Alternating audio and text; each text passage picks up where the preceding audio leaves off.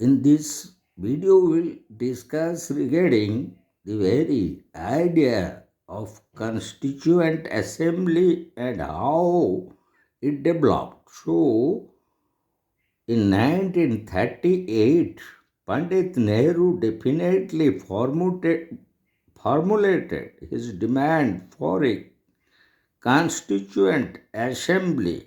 This was reiterated by the Working Committee of the Indian National Congress in 1939. So, as per this, the Cripps Mission, which was formed in 1942, and as per the agreement in between the National Congress and Muslim League, there are certain formulas such as that the Constitution of India was to be framed by an elected Constituent Assembly of Indian people, and secondly, that the Constitution should give India dominion status, equal partnership of the British Commonwealth of Nation, and the third point that there should be one Indian Union comprising all the provinces and Indian states, but that any province or Indian state which was not prepared to accept the Constitution would be free to retain its constitutional position existing at that time, and with such non-acceding provinces the British government could enter into separate constitutional arrangement. But to these two parties failed to came to an agreement. As such, both the Congress and Muslim League, they could not agree to the proposals of Cripps Mission.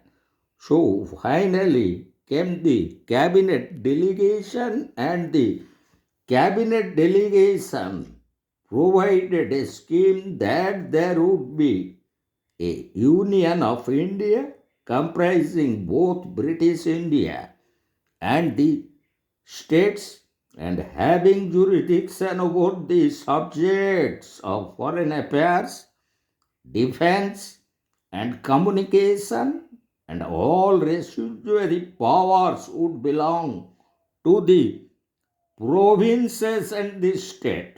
And secondly, the union would have an executive and legislature constituted of representatives of the provinces and states. But any question arising a major communal issue in the legislature would require for its decision a majority of the representatives of the two major communities present and voting, as well as majority of all the members present and voting.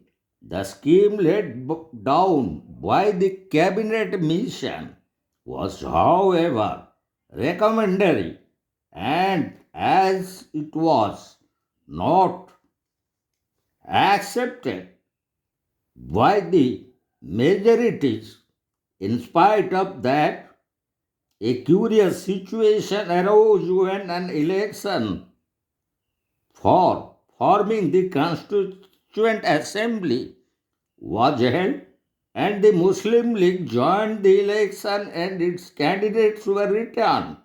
But a difference of opinion had in the meantime arisen between the Congress and the League regarding the interpretation of the grouping clauses of the proposals of the cabinet mission. So finally, His Majesty's government in February 20th, 1947,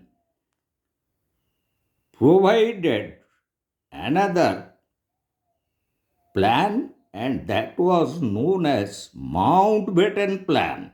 And that Mountbatten Plan of June 3, 1947, which received by both the parties such as the Indian National Congress and the Muslim League, the very result of the vote according to the above plan was a foregone conclusion, as the representatives of the Muslim majority areas of the two provinces, West Punjab and East Bengal, voted for petition and for joining a new Constituent Assembly. The referendum in the northwestern frontier and Sylhet in Assam was in favor of Pakistan.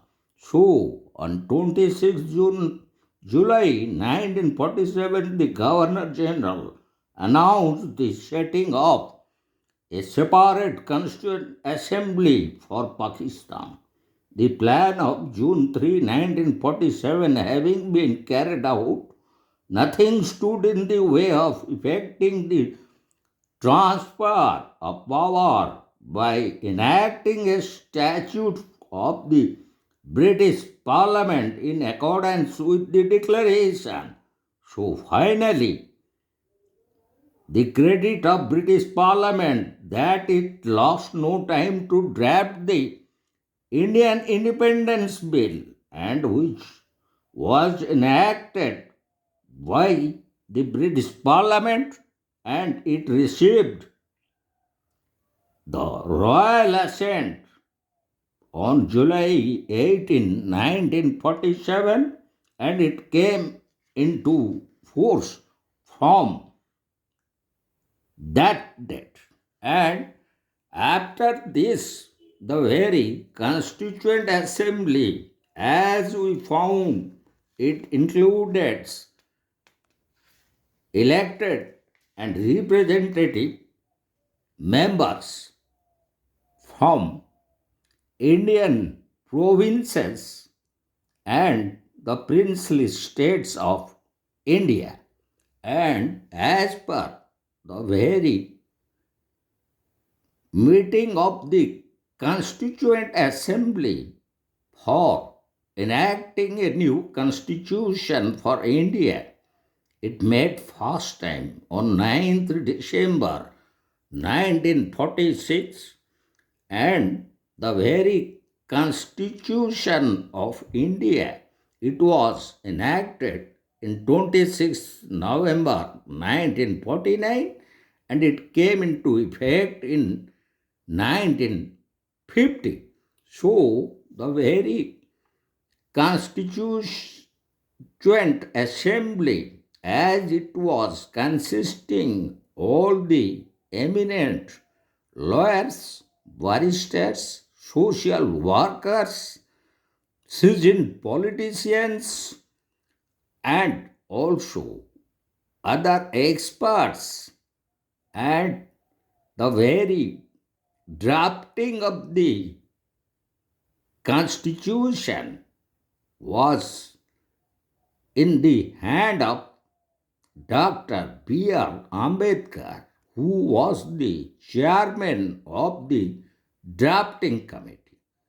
So, after the draft of the new Constitution of India, it was adopted by the Constituent Assembly in 1949, 26th November, and finally it came into effect on 26 January 1950. So, as regarding Constituent Assembly on its first sitting, it saw a new president as Dr. Sachidananda Sinha. On his untimely demise, Dr. Rajendra Prasad becomes the permanent chairman and president of the Constituent Assembly, and under his guidance and presidency of the Constituent Assembly, the new Constitution of India was finally enacted after due endeavor and the works of eminent social workers, barristers, lawyers, seasoned politicians, etc.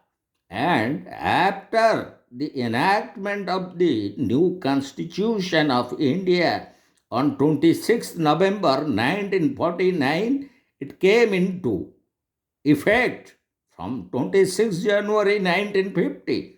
And in our upcoming video, we will discuss the very salient features of the Constitution of India, which came into effect on 26 January 1950.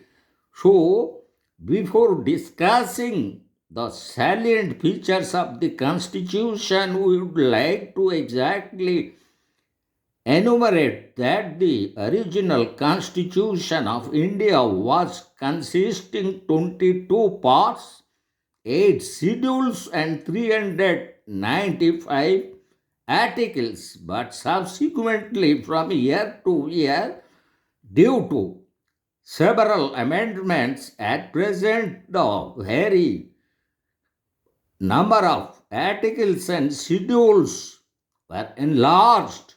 So, only to remember the very strength of the original Constitution of India, as it was consisting 22 parts, 8 schedules and 395 articles.